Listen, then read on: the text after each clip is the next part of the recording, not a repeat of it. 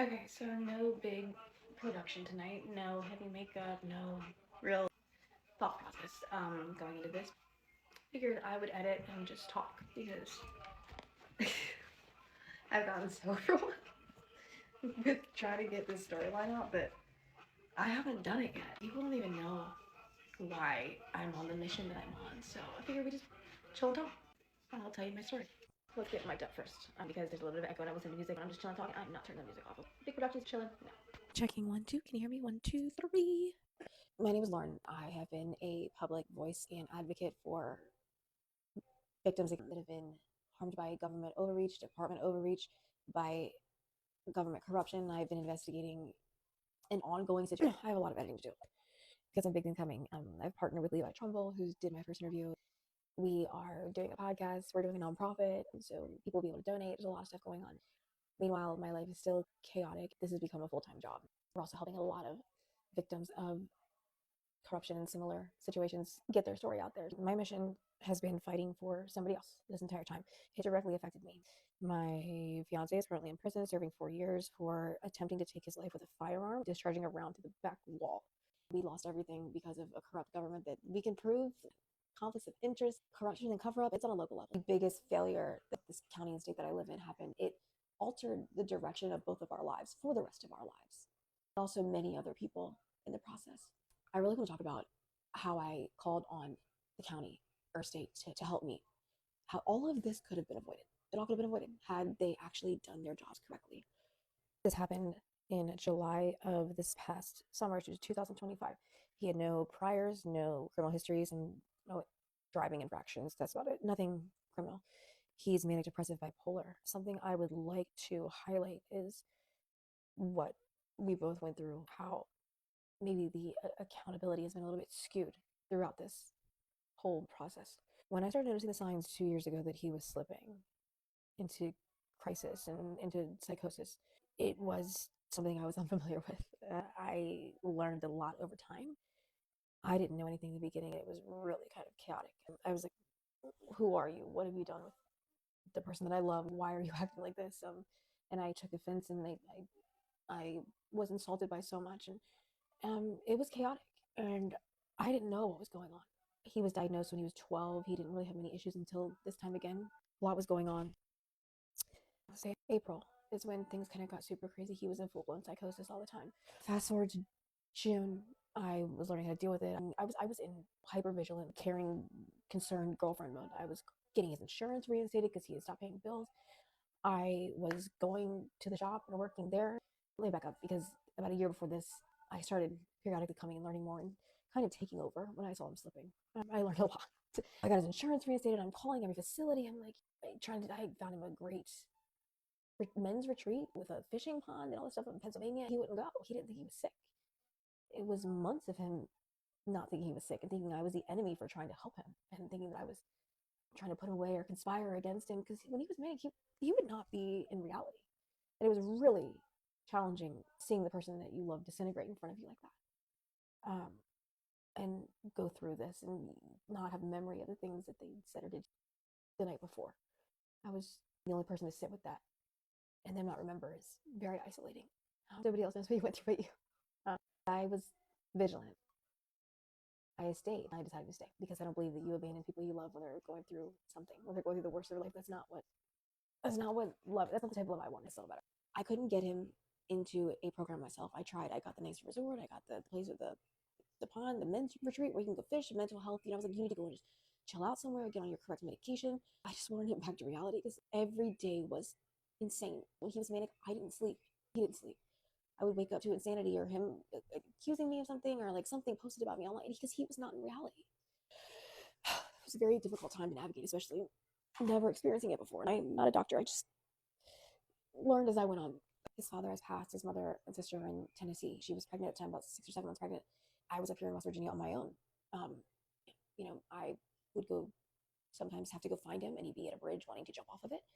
I've pulled firearms out of his mouth so he didn't hurt himself. I have stayed up with him for days at a time when he's manic and not slept myself, and waited till he went to sleep, and then got a few hours and then woke up before he would wake up, so I could control every aspect of his environment and make sure that there would be nothing that triggered him. And I could not get him into a facility. He refused to go. Finally, I talked him into going to the hospital. I said, just go for a few days, just go check in, let's get on some medication. And he was slightly amendable. It took me 4 days to get him in that car to go to Berkeley County Medical Center. On day number 4, he gets in finally. And we're driving there and he's trying to stop every step of the way. He said, let's stop here, let's do this, let's go to our favorite spot of the river, let's do this. Like, I'm like, no, you're going. I got you in the car, you're going. And I took him to Berkeley County Medical Center, which is a hospital in Berkeley County, West Virginia. We get to the parking lot and I can't get him in the building. It's like 5 o'clock in the evening, midsummer evening, and I called the hotline that's like connects you to the case manager, caseworker, like the mental health person, professional on staff at the hospital at the time. And she was like, I explained what's going on, like, I'm in the parking lot, can you help me? I can't get him in. Can you help me? He's gonna hurt himself or somebody else if you do not get him in this building. And she was like, there's nothing I can do for you. You essentially, if you get him in the building, we can do the rest. And at this point, he started walking off. He walked off across the streets and disappeared. After several minutes, he was very suicidal at the time, so I opted to call the police, which is something I would never do. I generally would sit there and endure whatever was going on because we're terrified to call the police on our loved one. Even if you're calling, a 6'2", 230-pound solid muscle, like there were times where I probably should have called for help but didn't, and something would escalate, or but you don't want the person you care about to get locked up for a mental health issue. It wasn't until later that I learned that we actually have a field response mental health person that I discovered while doing all the financials for the day report center. Yet, and talking to the grant writer that she got that approved through a grant, we have one, but the QRT, quick response team, deployed for mental health. It's just police officers. And what I've learned and what I've experienced is like when it goes somewhere, they're going to arrest someone. You opt to not call them, so you endure a lot more. I couldn't get the professional to help me. He takes off on foot. The only thing that was like it saved me was he left his cigarettes in the car. I did call the police. The city police helped me, and that was one time they were very, very helpful. It's like 14 police officers. He tried to jump into oncoming traffic over the 81 overpass by the hospital, disappeared behind the development there, and I was able to find him. It took the 14 officers and I to locate him. We got him in the back of an ambulance. They took him to the hospital in the back door, and I gave him his cigarettes. That was the first time driving home and getting home, sitting in the garage. I felt like the responsibility of keeping him alive was off my shoulders.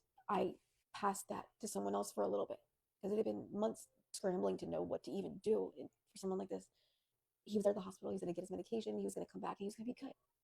I sat there drinking my glass of wine with a friend of mine who came over to sit with me and be like my comfort. I felt like guilty for feeling relieved that for 2 seconds I could just breathe and not have to worry about what I was going to wake up to or if he was going to harm himself or someone else. It wasn't more than 4 hours. The garage door pops open. Sure enough, he took a Uber or Lyft there and they released him. He talked his way out of it. The biggest part was like he couldn't smoke cigarettes there. He charmed his way out of that because it was voluntary at that point. My heart sank. It was all of a sudden I was back on the, I don't want to say back on the clock. I don't know how else to explain it. At this point, I was back to the drawing board. An incident happened where the police were called because he was up for days and trying to set our on. He lit one in the backyard at 7 o'clock in the morning. Police, the fire department, everybody was called. That's kind of where the narrative started that I was the issue. I was the problem, even though I was the one that was just in proximity to him while he was going through this. I did everything I could to help. I started to learn a lot at this point. They ended up coming, they didn't arrest anyone. I asked them, what do I do? What do I do? And they suggested for me to go to Eastridge, which is like a mental health facility in the county, and go there, and I could get a judge's order that would hold him involuntarily.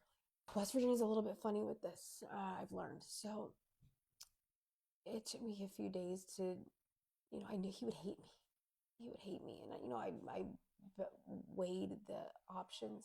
I weighed the scenarios like, okay, he hates me, but then he gets better and maybe he'll understand, or he hates me and then he'll remember and he won't talk to me again. Like, making that decision for somebody is something I wouldn't want anyone else to go through. And his sister, I remember like crying to her on the phone like right before I walked into the building.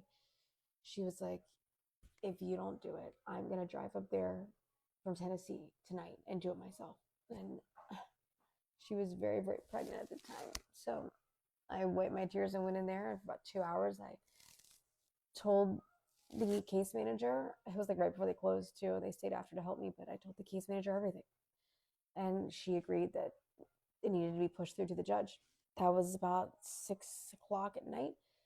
She called me back and like about 9:30 or sent me a text like 9:30 saying that he was approved. The judge signed off on him being held involuntarily, and there was enough in the case. And what that meant was like she told me that 2 sheriffs were going to be coming by the house to get him. I needed to be prepared because when they did, they would be there within 4 hours. Is what she said, 4 hours. I would have to drive alongside them or like right with them while they took him in the police car and go to the sheriff's department where he would have a lawyer present any time of day or night. And I would have to sit at a table with him, his lawyer, a magistrate, and the sheriffs and explain what I explained to the case manager at any time of night to someone who's going to be seething looking at me and basically explain why I think they should be held involuntarily. The things you do for people you care about, right? 4 hours. They didn't come for 4 days. I remember looking out that window over and over and over with my anxiety, like raging with I could feel my heartbeat in my ears, like trying to keep him. I kept him from work. He didn't go to work. I lied to keep him from going to work. I said, stay here. I waited and waited and waited. I texted her. I waited. And by the 4th day, he was so that I ended up leaving in the middle of the night when he dozed off after being up for like 3 days. And I stayed at a hotel and slept. And when I woke up that morning, I came back to the house and saw a bunch of text messages in my phone from him and phone calls. Our front door was wide open at 9:30 in the morning. And he was calling me saying that he was driving back home to St. Mary's County and was drinking. He was taking handfuls of stuff trying to harm himself. He couldn't do it anymore. And that's the day we first had his intake appointment for a new counselor to maybe couples counseling. I was trying anything at this point. So I convinced him to go to that appointment. Promised me he would do this one thing for me. Drive back, go to this appointment. And he was halfway there. And as soon as I got him to agree to it, I call the facility, the doctor's office in Hagerstown, Maryland, just over the Maryland line, get them on the phone, explain what's going on.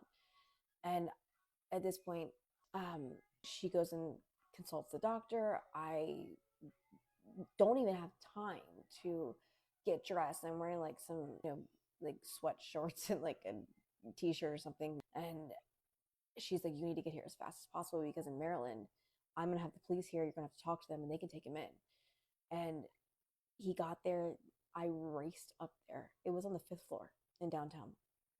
And she already had they held him over his appointment time for me. They worked with me together. Maryland did more than West Virginia did at all. They were supposed to come in 4 hours. They didn't come for 4 days. They came that morning right after I left to go do this to get him in. So the doctor held him over. I raced up there. 2 police officers were at the bottom of the elevator. By the time I got there, I had 6 minutes to convince them. 6 minutes to tell them our entire story, 6 minutes to give them his history, and 6 minutes to basically fight for his life. I was so afraid he was going to hurt himself or someone else, like driving erratically, someone else too, like, or me. He was not trying to be a liar. And in that 6 minutes, the officers looked at each other again and they said, do you think we have enough? And the other one said, yeah.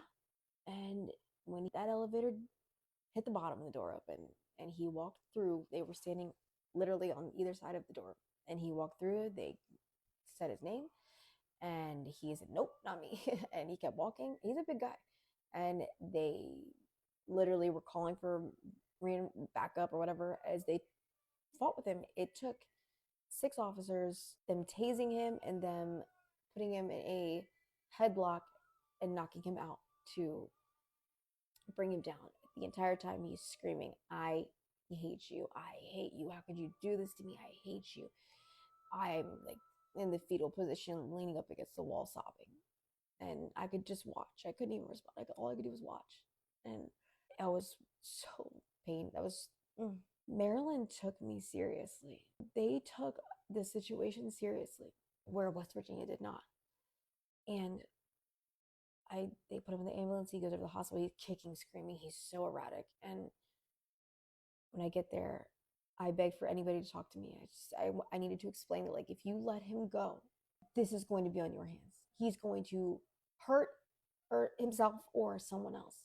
And I can just remember going up to the desk, just saying, like, I need to talk to someone. I need to talk to someone that's like handling his care. I need to talk to someone. And he, of course, in the back did not want anyone to talk to. But a nurse came out while I was sobbing out there for like 2 hours. Like, she came out and she just let me unload. I was like, please take me seriously. Like, he's going to hurt himself. And she said he was back there being insane, erratic, and then she's like, he doesn't want to talk to you. And then she went back there and she ended up delivering the information. And at that point, a little bit later, she came back out and said, so he wants to see you. And he volunteered himself to go. And he went for, I think, 5 or 7 days at this point. 2 weeks after this is when the incident happens where he tries to. And we'll get into that next.